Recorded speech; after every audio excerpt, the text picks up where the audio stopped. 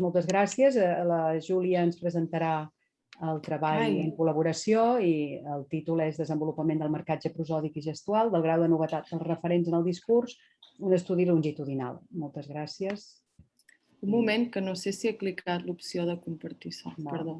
Ara són 34, doncs compto una mica aquests 3-4 minuts. Merci. Ara sí, no? Ho veieu? Gràcies. Bona tarda, avui us presentaré el nostre estudi, que la Pilar just acaba de dir el títol, que heu vist que hem fet un petit canvi amb el que teníem en el programa i que ha estat dut a terme per Patrick Luis Rohrer, Sara Muñoz Coego i l'Ingrid Vilà Jiménez, la Pilar i jo mateixa. Llavors, primer de tot, com a introducció, m'agradaria que vegéssiu aquest vídeo d'una noia que explica una història i que us fixeu amb els gestos que produeix i com estan relacionats amb la prosòdia. Los bous del mas del Ginero cap al mas. Allà, lo pare llaurava el clot. La iaia feia el dinar. Lo iaio guarda el bestiar i la mare llavava el torn. Llavors, com heu pogut veure en aquest vídeo, la noia utilitza molts gestos i, de fet, en fa de dos tipus diferents. Primer, produeix els gestos referencials, que són els gestos que visualitzen el contingut semàntic de la parla, com quan fa rentar, però també produeix gestos que són no referencials. I aquests gestos també són coneguts com beat gestures o gestos rítmics, que en aquest cas no visualitzen el contingut semàntic de la parla i que poden ajudar a marcar el contingut rellevant del discurs, com quan fa lo pare, per exemple. Llavors, el que podem veure és que aquests gestos tendeixen a anar acompanyats de prominència prosòdica i que marquen diferents tipus d'informació en el discurs, que és el que podríem anomenar l'estructura informativa. Llavors, el focus del nostre estudi és veure com els gestos i la prominència prosòdica marquen l'estructura informativa en el discurs narratiu. Llavors, pel que fa a l'estructura informativa, hem de tenir en compte que s'han proposat diverses classificacions i definicions en funció dels diferents autors. Per exemple, una de les categories més conegudes és el marcatge de focus i que en concret podríem tenir focus contrastiu, narrow focus o corrective focus. També la distinció entre el tòpic i el comentari del discurs, però també els referents. I en el nostre cas ens centrarem en aquests referents seguint la classificació de Coetzee i col·laboradors i distingirem entre els referents nous, que són els referents que s'introdueixen per primera vegada en el discurs, els referents accessibles i els referents coneguts. Llavors, els referents coneguts ja s'han introduït explícitament en el discurs i els referents accessibles no s'han introduït explícitament en el discurs, però són accessibles pel context o pel coneixement general de la població. Llavors, si revisem una mica els estudis existents que han analitzat aquesta relació entre els gestos, la prosòdia i el marcatge dels referents, si mirem els estudis dels adults, veiem que hi ha evidències entre la relació entre la prosòdia i els referents i aquests estudis ens han mostrat que generalment la informació nova, com poden ser els referents nous i els constituents de focus, aquesta informació tendeix a estar accentuada. I si mirem els estudis que estudien la relació entre les gestualitats i els referents, el que s'ha trobat és que els gestos, normalment referencials, ja que la majoria d'estudis es centren en aquests tipus de gestos, solen introduir referents nous i, de fet, un estudi recent ha demostrat que aquests gestos també poden introduir referents accessibles. Però, com veieu, generalment aquesta relació s'estudia en parelles. I al nostre coneixement només hi ha un estudi, que és un estudi preliminar, que mira aquesta relació mirant els tres components. I aquest estudi el que ha trobat és que els gestos no referencials s'utilitzen per marcar els referents nous i accessibles i també els referents únics, com pot ser el Sol o Barcelona, més que els referents coneguts. Llavors, aquesta és l'evidència que tenim pel que fa en els adults i si mirem les evidències existents pel desenvolupament, hem de tenir en compte que generalment aquests estudis s'han dut a terme amb llengües germàniques i els estudis que han mirat la prosòdia en relació amb els referents el que han trobat és que la informació nova, com són els referents nous i en certa manera també els referents accessibles, també tendeix a estar accentuada. I pel que fa a la relació entre la gestualitat i els referents, al nostre coneixement no hi ha cap estudi que miri directament com els gestos marquen els referents, sinó que com els gestos poden marcar el focus, generalment. I llavors, aquests estudis, per exemple, han trobat que els moviments del cap ajuden a marcar focus i que els gestos no referencials s'utilitzen per marcar expressions de partícules en concret per marcar focus, com pot ser solament.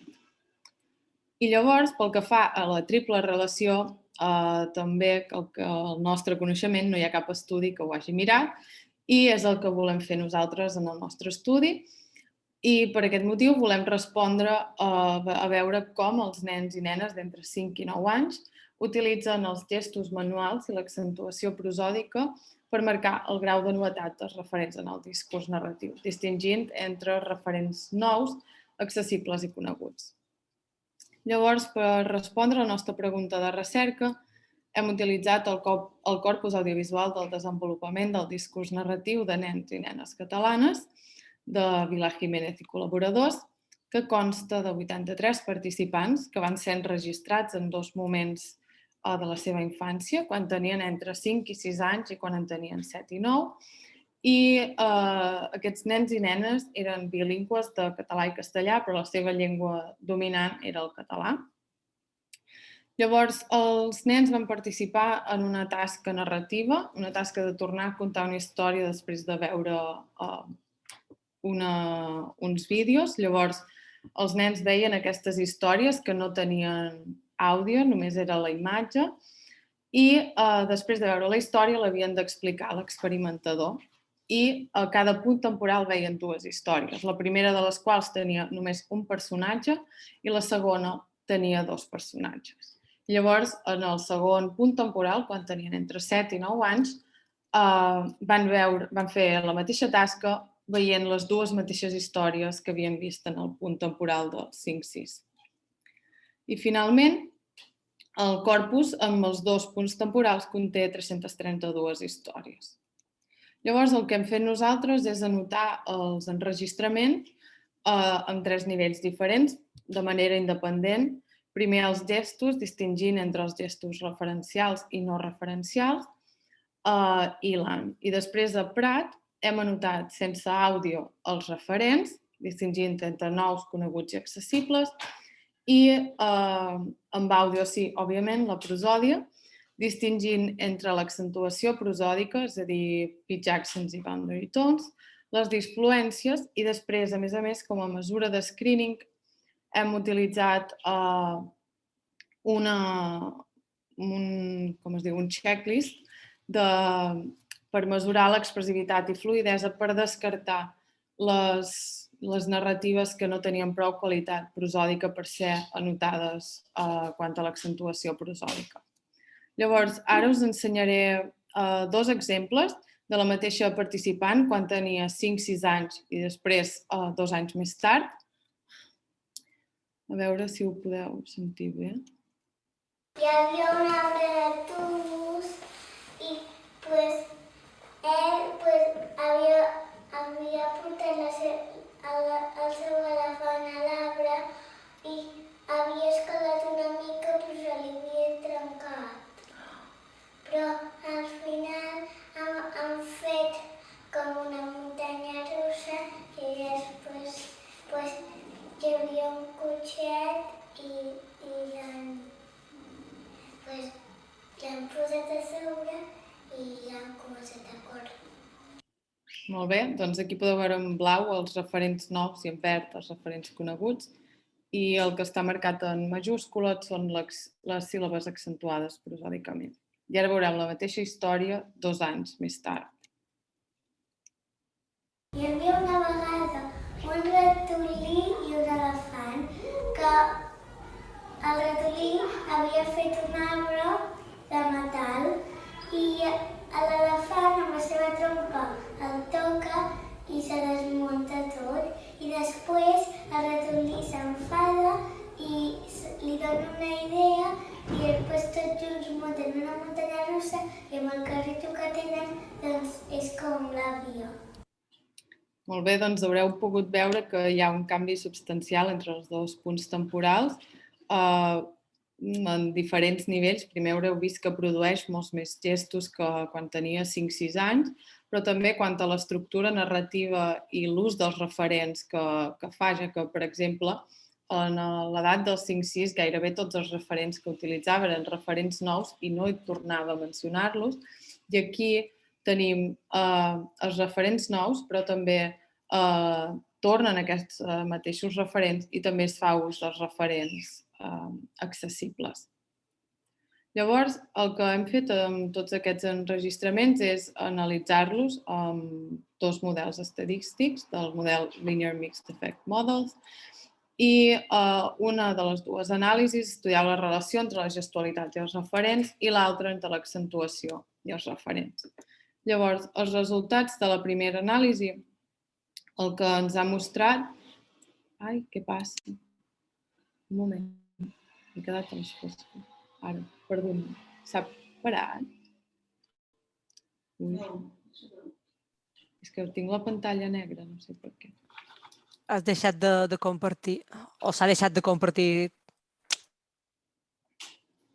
Ara, a veure, perdoneu-me. Ara? Sí, Ara sí, perfecte. vale, perdoneu. Llavors, el que hem observat és que hem tingut un efecte principal de temps, la qual cosa ha mostrat que hi ha més referents al segon punt temporal que en el primer.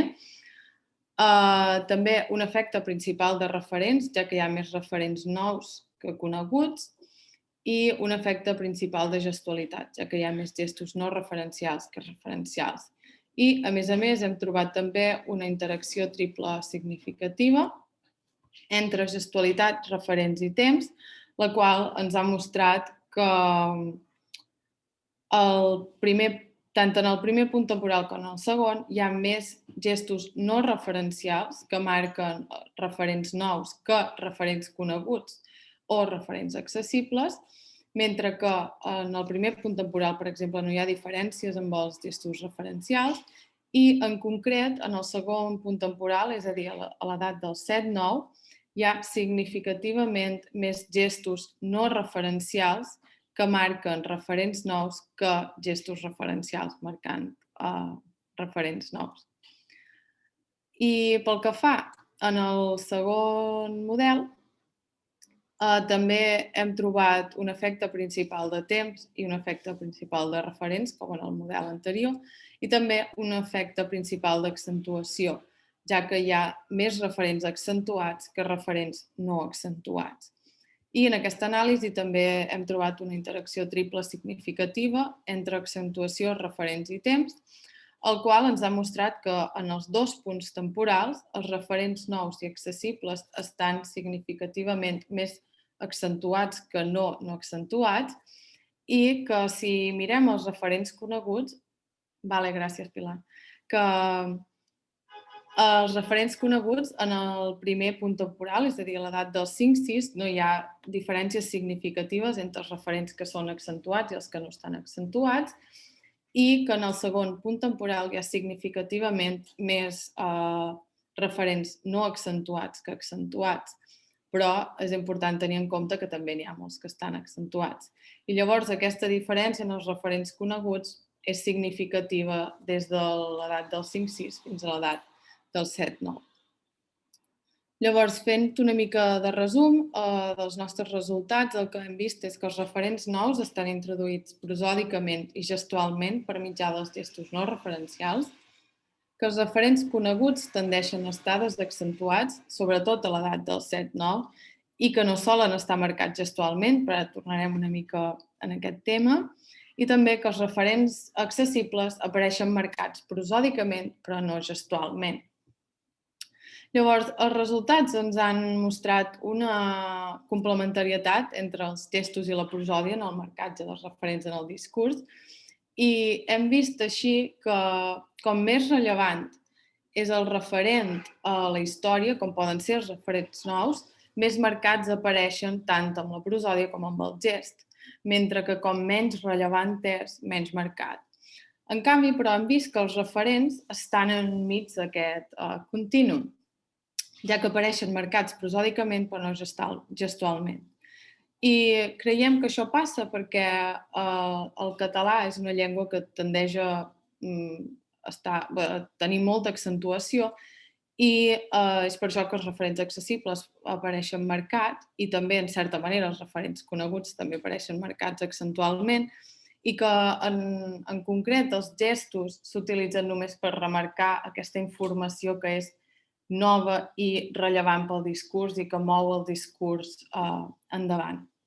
I si tornem al tema de l'accentuació prosòdica, en concret dels referents coneguts, ens demanem a veure què passa, perquè mentre que a les llengües germàniques s'ha demostrat que hi ha una desaccentuació sistemàtica d'aquest tipus de referents, les evidències del nostre estudi ens han mostrat que els referents coneguts, tot i que en el segon punt temporal estan més desaccentuats que accentuats, generalment també estan molt accentuats.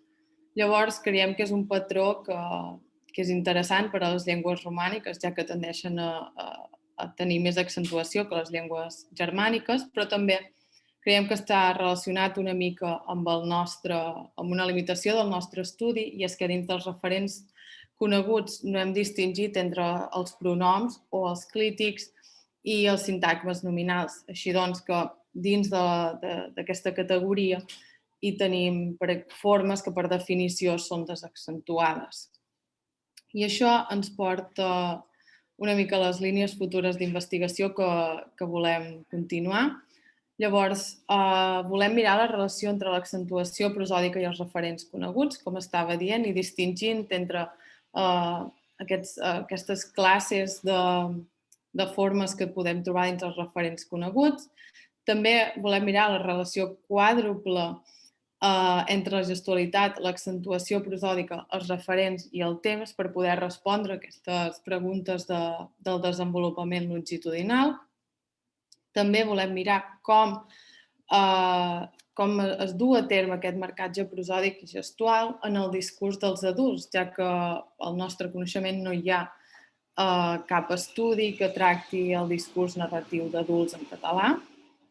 També volem mirar la interacció del marcatge prosòdic i gestual a altres nivells de l'estructura informativa, com pot ser el marcatge de focus o de tòpic.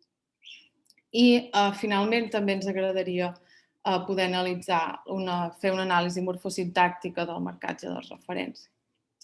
Llavors, com a conclusió, volíem remarcar que els nens i nenes d'entre 5 i 9 anys utilitzen l'accentuació prosòdica i els gestos no referencials per introduir referents nous en el discurs i creiem que això està relacionat en certa manera al seu desenvolupament lingüístic i cognitiu, ja que són capaços de percebre el que el seu interlocutor sap i no sap, i per això utilitzen diferents referents i els marquen distintivament. I també que aquests resultats ens han mostrat la relació que hi ha entre el gest i la prosòdia, que com sabem van de la mà, però en certa manera també, com hem vist, tenen una relació complementària. I això és tot. Moltes gràcies.